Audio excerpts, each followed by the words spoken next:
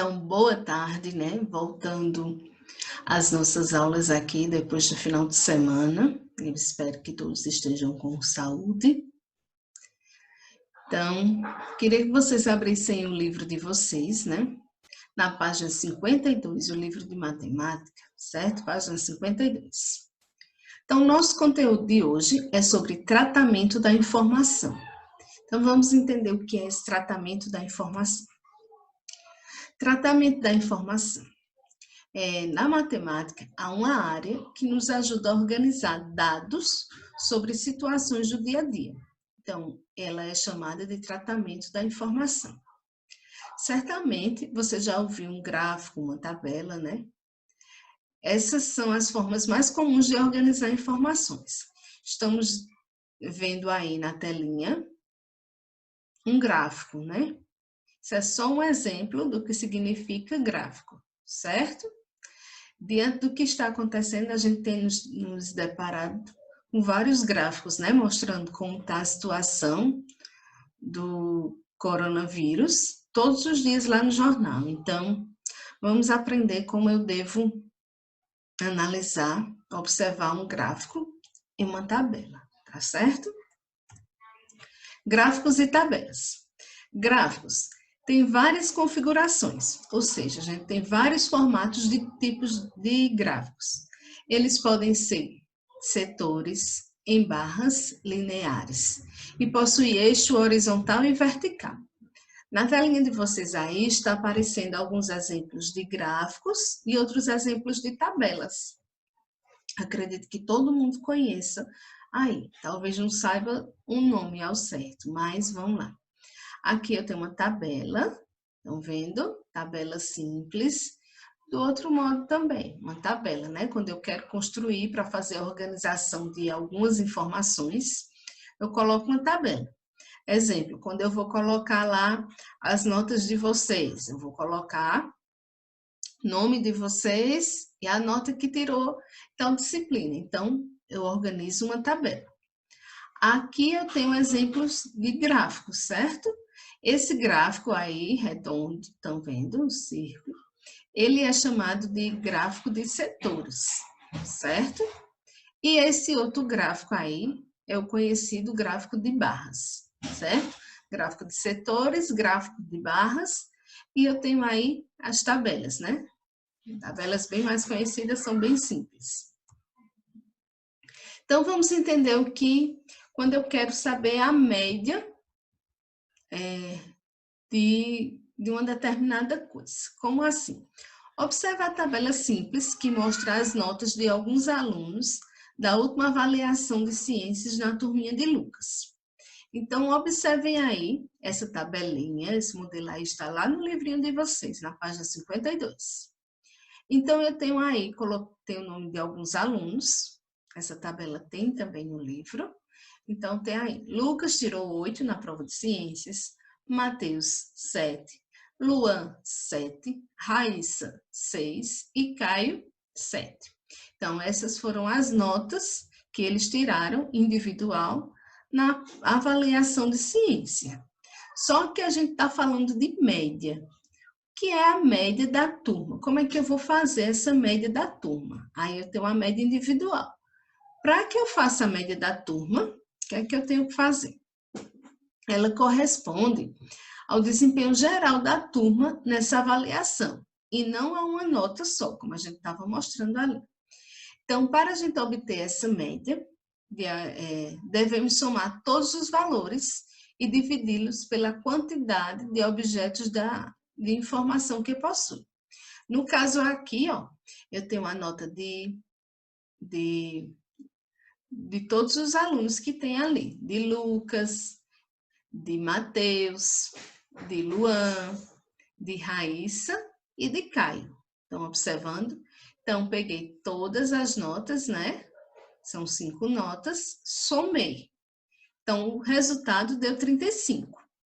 Depois, eu peguei os 35 e vou dividir pela quantidade de alunos que eu tenho aí nessa turminha. Então, essa turminha só tinha 5 alunos, então eu dividi por 5. Então, 35 dividido por 5, então a média, no caso do desempenho geral da turma, vai ser 7, certo? Então, a média da turma vai ser 7. Deu para entender aí? Repetindo, o que é que eu fiz? Somei todas as notas que eles tiraram na avaliação de ciências, a nota de Lucas, de Mateus, de Luan, de Raíssa e de Caio. Estão vendo aqui? Depois disso, eu coloquei o resultado, que deu 35, dividi por 5, que deu 7. Então, a média geral do desempenho lá da turminha é 7, certo? A média da turma. A média, a nota individual de ciência é aquela que a gente viu. Então, para uma tabela de dupla entrada, podemos comparar duas grandezas. Veja a mesma tabela citada anteriormente, com mais uma informação. Eu tenho aí, ó, a nota de Lucas em ciência e a média da turma. A média da turma para todos os alunos vai ser 7. Por quê? Porque quando eu somei todas as notas lá, né, que dividi pela quantidade de alunos, que no caso aí são 5, deu 7. Então, a média da turma é 7, certo? Isso aí é quando eu estou trabalhando com média.